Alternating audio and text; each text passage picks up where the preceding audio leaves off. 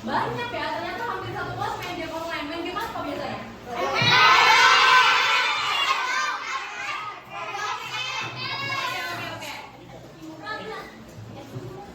Oke, game online itu ternyata banyak dipakai ya sama kita semua. Dan game online ini biasanya emang diaksesnya melalui internet gitu. Kalau misalnya nggak ada kuota kan nangis ya. Kalau misalnya kita nggak ada kuota terus main game online kan sedih kan. Ada nggak pernah yang lagi main lagi push rank terus gitu kuotanya habis. Terus ngapain kalian? Minta ke mama isiin. Nah, ternyata game online itu punya dampak positif dan juga negatifnya. Dampak positifnya otomatis kita bisa kerjasama sama tim dalam dunia maya gitu kan. Tapi ternyata dampak negatifnya kita kecanduan game online gitu. Ada yang pernah nggak sih kalian ngerjain tugas pagi-pagi karena malamnya tuh kalian nggak ngerjain tugas? Pernah nggak? Ada nggak? Pernah, jangan diulangin ya, itu nakal. Karena kalau misalnya kalian kecanduan game online, kalian itu melanggar sila pertama. Ada yang tahu sila pertama apa? Betul. Nah, Firman-Nya Maha Esa ini kan mengandung firman Tuhan ya, teman-teman semuanya. Jadi remaja yang kecanduan game online itu sama aja orang-orang yang tidak bertanggung jawab. Karena prioritasnya kita sebagai pelajar apa? Belajar, pintar belajar. Jadi kalau misalnya kita nih main game online terus-terusan sampai kita nggak ngerjain tugas, tandanya kita melanggar natur kita sebagai orang yang harusnya belajar, ya kan? Nah, terambil dari 1 Korintus 6 ayat 12 yang isinya segala sesuatu halal bagiku, tetapi bukan semuanya berguna. Segala sesuatu halal bagiku, tetapi aku tidak membiarkan diriku diperhamba oleh suatu apapun. Ayat itu tuh bilang ke kita semua supaya walaupun kita tuh bisa nih asik-asik main game, terhibur dengan main game biar kita tuh nggak capek main game, tapi jangan sampai kita tuh diperhamba sama game itu sendiri. Jangan sampai kedagingan itu bisa membuat kita tuh terjerumus dalam dosa yang membuat kita melalaikan segala prioritas kita, yaitu belajar ya. Jadi kalau misalnya kalian nih yang malamnya nggak belajar tapi besok paginya masih berasa busuk ngerjain tugas, dikurangi ya adik-adik ya. Siapa yang di sini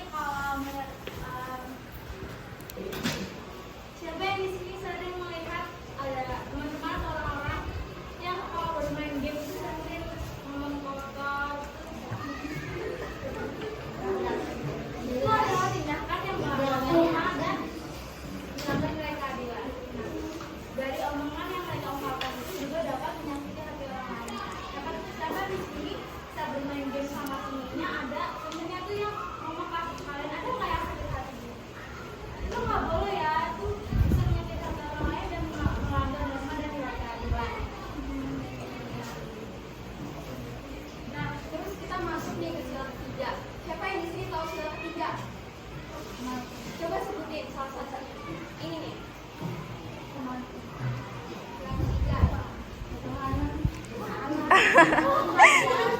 Salah, yang lain. Ya, Jadi Indonesia ini kan memiliki penggunaan internet yang panjang kan, yang besar gitu.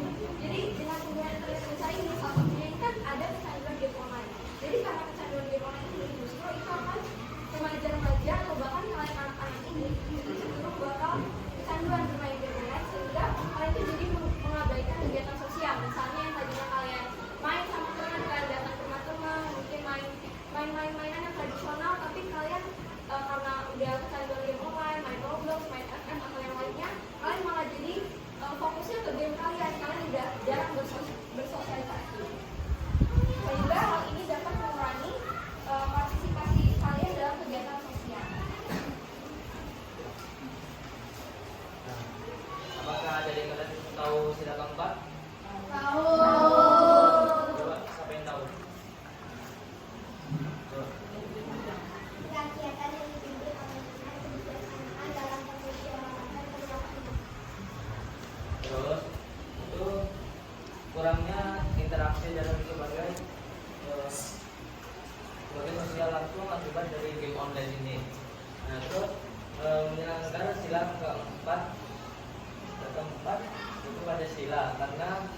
terjadinya adanya game online itu kurangnya berpikir kreatif dan juga memimpin dengan bijak melalui musyawarah yang efektif.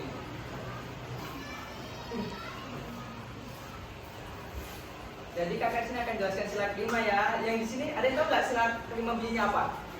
Coba salah satu. Tadi kan udah cowok kan, sekarang yang perempuan. Mana yang perempuan? Coba kamu ngomong lagi di sini.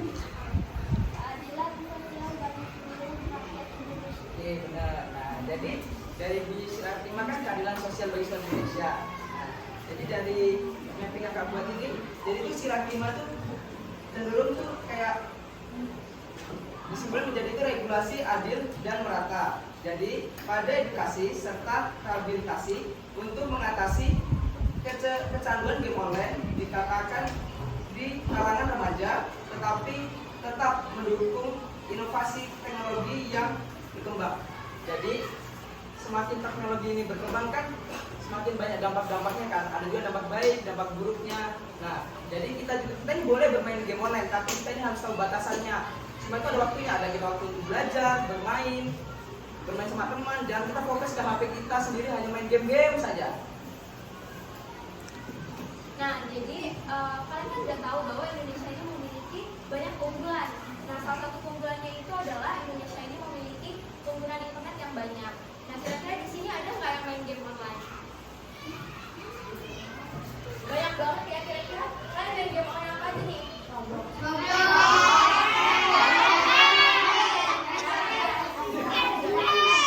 Nah, banyak banget kan berarti. Nah, jadi walaupun nih Indonesia ini memiliki banyak keunggulan internet yang banyak, salah satunya game online ini, justru hal itu tuh seharusnya tuh kita sebagai anak-anak, sebagai remaja tuh harus bisa mengontrol jam atau waktu saat kita bermain game online.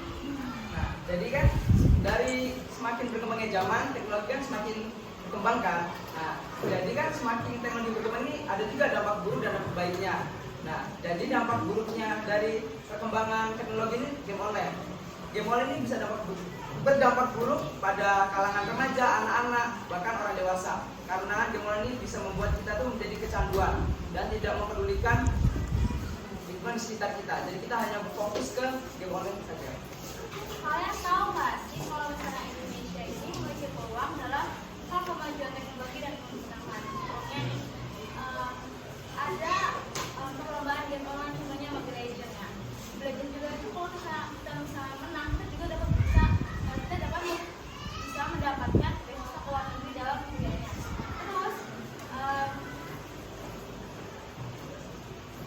dari kemajuan teknologi yang semakin pesat, kita dapat menggunakan teknologi tersebut untuk meningkatkan sumber daya manusia. Contohnya, kita dapat siapa di sini yang udah punya HP sendiri?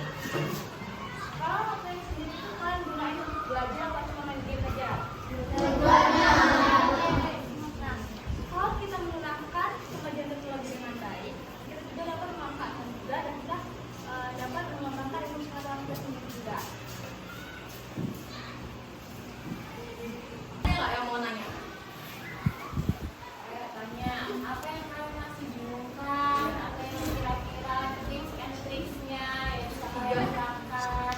3 orang malu-malu. Ada nggak yang mau nanya? Kalau ada yang berani nanya, kalau kasih hadiah. Cepat. Kalau misalnya nggak ada yang nanya, kakaknya nih yang nanya. Dipikir dulu sebelum bertanya ya, jangan asal bertanya.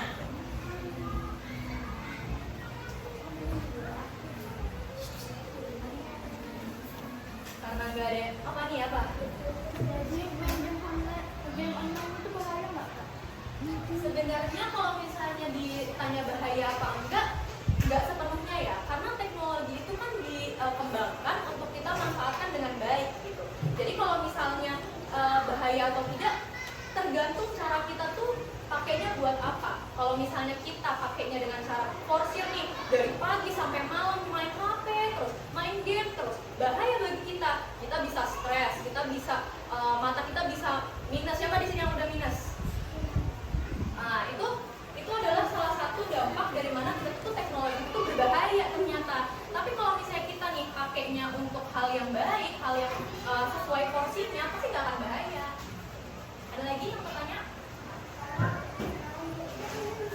Jangan ketawa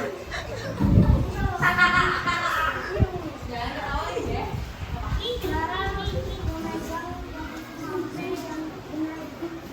Sebenarnya posisi HP yang kakak pernah baca kalau misalnya HP itu nggak boleh dipakai kalau misalnya kita sambil tiduran. Siapa yang di sini main game sambil tiduran? Nah, ternyata kamu juga ya. Jadi ternyata HP itu nggak baik kalau misalnya dipakai sambil tiduran, karena kan mata kita jadinya ke samping kan. Nah itu buat mata kita tuh jadi rusak gitu. Ada lagi yang mau tanya? Manfaat game online. Tadi kakak udah jelasin. Yang pertama itu tuh kita jadi bisa mengembangkan diri kita untuk bisa bekerja sama tim, walaupun memang bekerja sama timnya itu di dunia maya.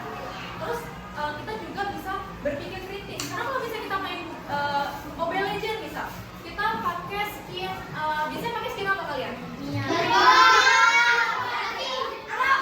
Kalau misalnya main ML kan pasti kita pick hero-nya juga kita pakai strategi kan. Kita nggak mungkin tiba-tiba udahlah pakai marksman semua aja, udahlah pakai tank semua aja, kan nggak mungkin. Jadi itu membantu kita untuk berpikir kritis bagaimana kita untuk mengalahkan tim lawan, dan itu membangun kita untuk bisa membuat strategi. Ada lagi yang bertanya? Udah ya, kayaknya udah cukup. Nanti kalau yang tanya-tanya nanti temuin kakak ya, kakak kasih aku. Makasih. Semoga presentasi kakak-kakak ini bisa memotivasi kalian untuk bisa bertumbuh dengan baik lagi, memakai game online dengan baik.